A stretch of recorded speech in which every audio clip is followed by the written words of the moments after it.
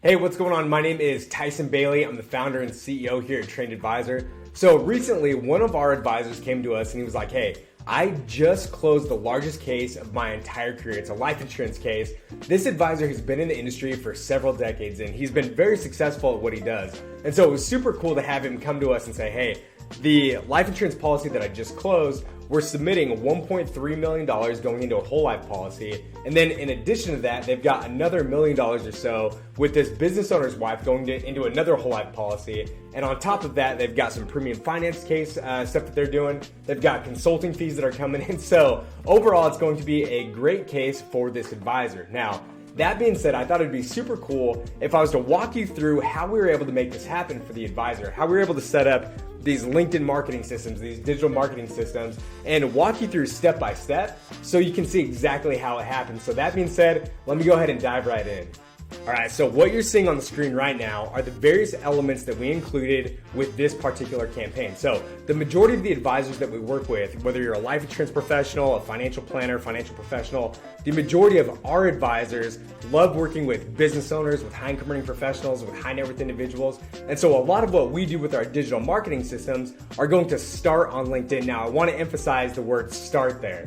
We want to make sure that this digital marketing system is a true system. So we're not just relying on somebody seeing a LinkedIn message or somebody getting a connection request or a follow-up message sequence or something like that to see success in the campaign. So we're going to make sure that we add in other elements that are going to optimize every touch point that we have with prospects. So sales funnels, email marketing, and all that kind of stuff. But LinkedIn is a great place to start for those types of prospects. So with this advisor, his name is Mike. Mike primarily works with business owners. And so that's who we're looking at targeting. So step number one is to optimize the LinkedIn profile. Now, why do we want to do that?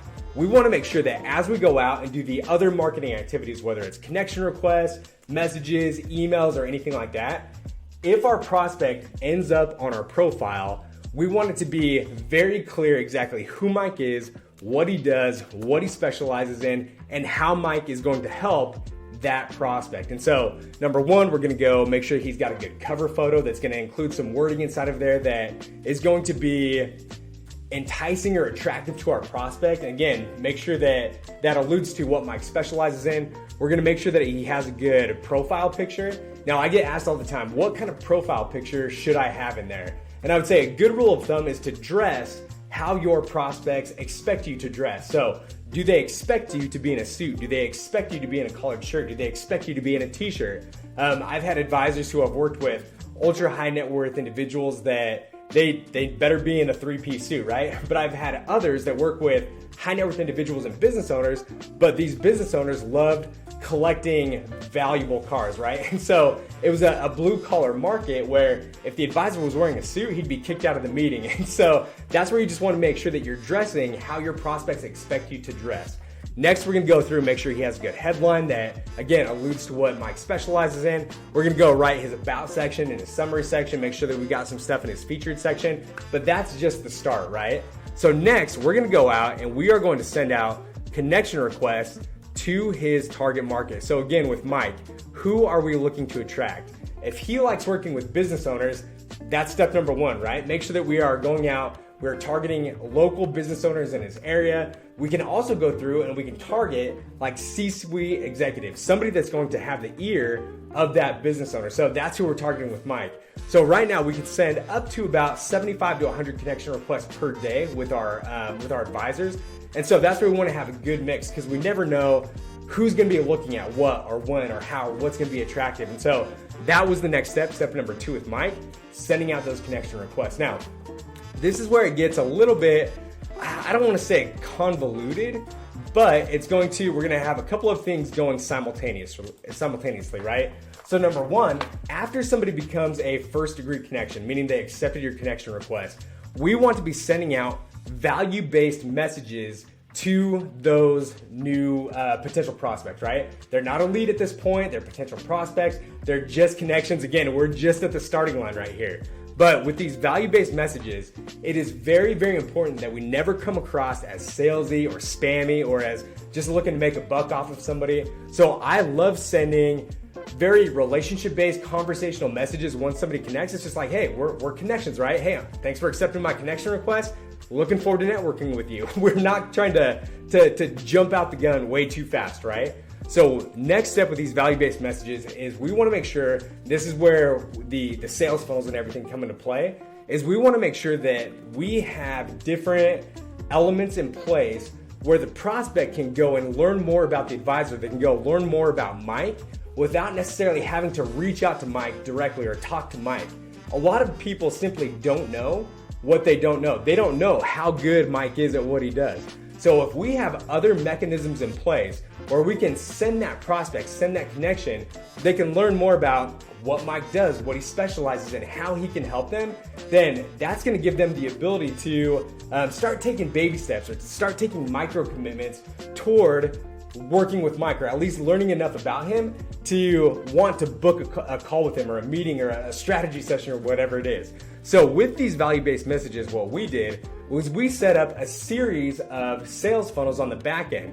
So these sales funnels can come in all different shapes and sizes. So sales funnels, again, I don't want to confuse this with a bunch of different marketing lingo or anything like that. Sales funnels are essentially a way for you to create a digital environment with a specific goal of generating a lead. So with that, you can get somebody to opt in, meaning they're requesting information from you with their contact information. You can send them over to top of funnel content, which is basically they don't have to opt in or they don't have to give you their contact information to get whatever it is that you're offering, whether that's a video, whether that's like a blog or an article or something like that. So with Mike, we used a combination. And so what we did is over the course of, now honestly months is what we're looking at, is that we were able to send out to his first degree connections, again, in a non-salesy, non-spammy way, various ways for them to be able to opt in, or for them to be able to watch a video, or for them to be able to go and read an article, basically something that's going to be in place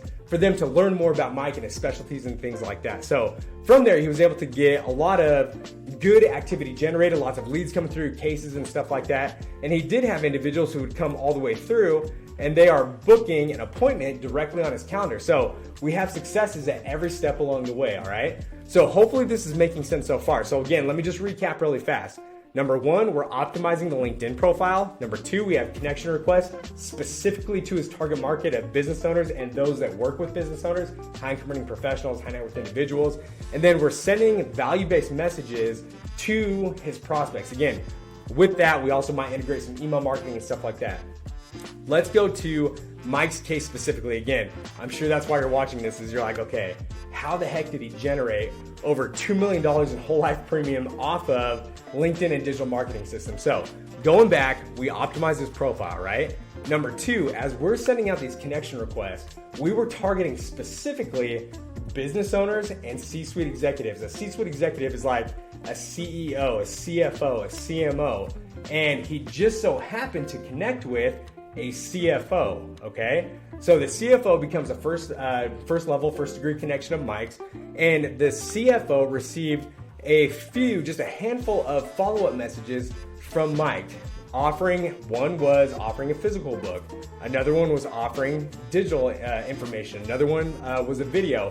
But eventually, with these value-based messages that we were able to push out there, eventually what happened is this CFO actually never ended up booking an appointment on Mike's calendar. He didn't go through and go through the funnel, and he may have opted in. I'm not really sure.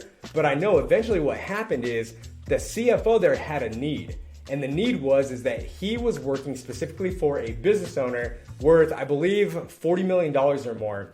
And this business owner has specific needs surrounding tax advantage planning. So the CFO, he is starting to recognize Mike as that subject matter expert. So what he did is he went back and he reached out, he responded to one of these messages, and he's like, hey, I need you to meet with one of my clients. He's a business owner. He's in need of tax planning. What's a good time for us to connect so I can let you know a little bit more about his specific situation? And boom, that's what got the ball rolling. So in this specific situation, again, the CFO reached out and he's like, hey, I need you to meet with my client. He's a business owner. And then from there, with this case specifically, the first policy that went through, that's going through right now, is a whole life policy where they're putting in $1.3 million into the whole life policy. the business owner has a wife where they're putting in an additional $1 million into her whole life policy. Again, that's the $1 million, that's $1 million of premium going in, not the death benefit.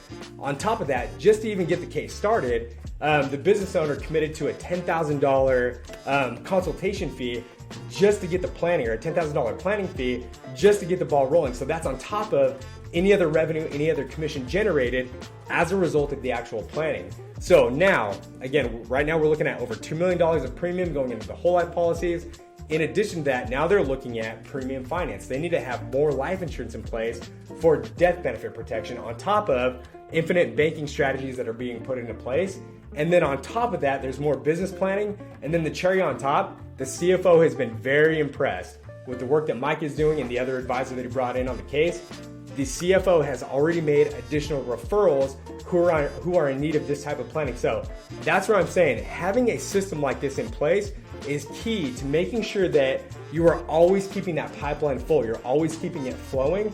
One of the biggest marketing sins that you can commit is stopping the marketing. If you're not sure what the next step is, it's very easy to say, all right, let's stop the connection requests. Let's stop the messages. Let's stop bringing people in until we figure the exact plan that we need to have to get to the next step. So that being said, in the comments of this video, I'm gonna have a link where you can go to learn more about our systems. I'll take a deeper dive into what we set up, what these sales funnels look like, how we can make it work. So that being said, if you have any questions, feel free to reach out and I'll talk to you soon.